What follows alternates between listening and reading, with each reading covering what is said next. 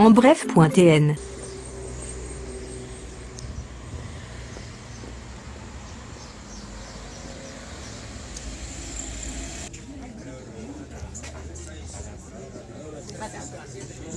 Non, je fais le tour comme ça. C'est là, je mets.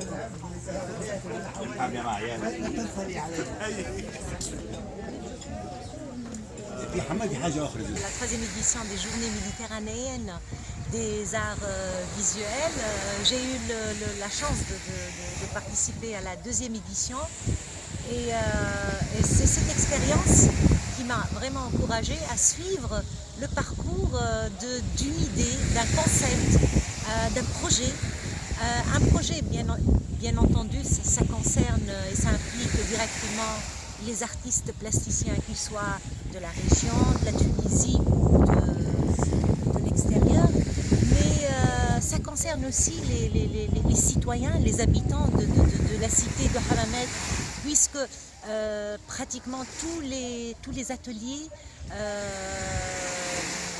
sont des workshops sur l'esplanade de Hammamet, dans le souk, dans les places publiques.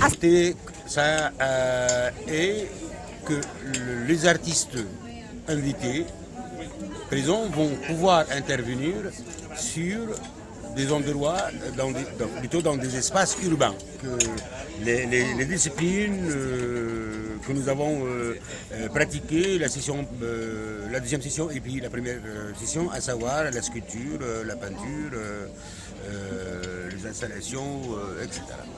Parce que j'ai toujours soutenu les mouvements culturels et surtout dans certains pays. J'ai vécu des années en Afrique aussi. Et donc là-bas aussi, j'ai promotionné, entre guillemets, donc poussé pour les artisanats de femmes, les peintures fresques, murales, etc. Donc ça a toujours été...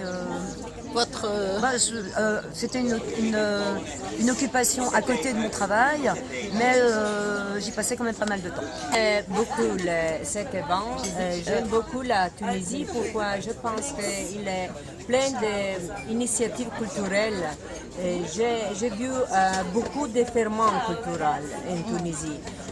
J'ai été en Tunis aussi pour les festivals de jazz et pour autres occasions. Et j'aime tous ces mouvements. Hamadi Benay, artiste plasticien, sculpteur. Cette session, oui, je suis avec Ali Batrouni, donc je m'occupe de tout ce qui est les ateliers de sculpture, logistique, matière, voilà.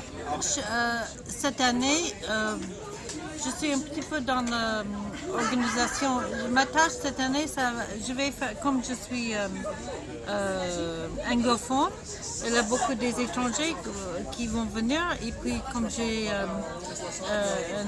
une longue histoire dans l'art et tout ça, je vais faire des interviews et des photos.